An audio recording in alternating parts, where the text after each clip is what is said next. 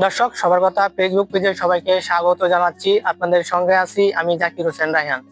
এই মুহূর্তে অবস্থান করেছি কিশোরগঞ্জের ইথনা উপজেলার জয়সিদ্ধি গ্রামে আনন্দ মোহন বসুর বাড়ির সামনে। আনন্দ মোহন বসুর সম্পর্কে আজকে আমরা বিস্তারিত জানবো। চলুন জেনে নেই বিস্তারিত তথ্য।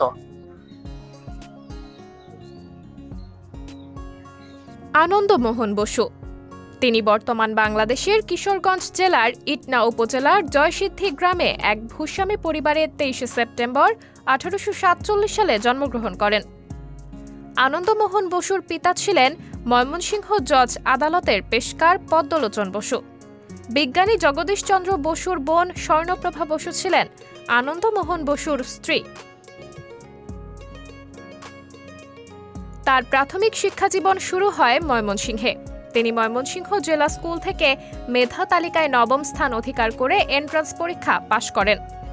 এফএ এবং বিএ পরীক্ষা দেন প্রেসিডেন্সি কলেজ থেকে। উভয় পরীক্ষায় তিনি শীর্ষস্থান অধিকার করেন। তিনি 1870 সালে কাঙ্ক্ষিত কলকাতা বিশ্ববিদ্যালয় থেকে প্রেমচাঁদ রায়চাঁদ বৃত্তি লাভ করেন।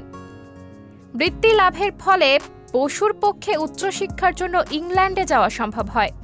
তিনি কেমব্রিজের ক্রাইস্ট চার্চ কলেজে উচ্চতর গণিত বিষয়ে পড়াশোনা করেন। তিনি অনার্স সহ ডিগ্রি পরীক্ষায় প্রথম শ্রেণী লাভ করেন এবং প্রথম ভারতীয় র্যাংলার হন। একই সময়ে 1874 সালে তিনি আইন পেশায় যোগ দেন। তিনি রাজনৈতিকভাবে খুবই খ্যাত ছিলেন। তিনি সর্বপ্রথম উপলব্ধি করেন যে উপনিবেশিক পরিমণ্ডলে সমাজের সর্বাপেক্ষা সচেতন শ্রেণীর ছাত্র সমাজকে অবশ্যই দেশের সামাজিক এবং রাজনৈতিক উন্নয়নের ক্ষেত্রে গঠনমূলক ভূমিকা পালন করতে হবে এবং সে লক্ষ্যে তাদের নিজস্ব একটি সংগঠন থাকা উচিত। বসু 1875 সালে ক্যালকাটা স্টুডেন্টস অ্যাসোসিয়েশন প্রতিষ্ঠা করেন এবং একে মর্যাদা দেওয়ার জন্য তিনি নিজেই এর প্রথম সভাপতি হন। রাজনৈতিক ক্ষেত্রে বসু 1876 সালে ইন্ডিয়ান অ্যাসোসিয়েশন নামে একটি রাজনৈতিক সংগঠন প্রতিষ্ঠা করেন। 1906 সালের 20 আগস্ট আনন্দমোহন বসু দেহ ত্যাগ করে পরপারে চলে যান।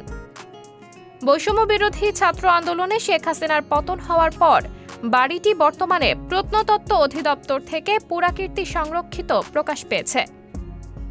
সাবরিনা জলিল, সবার কথা।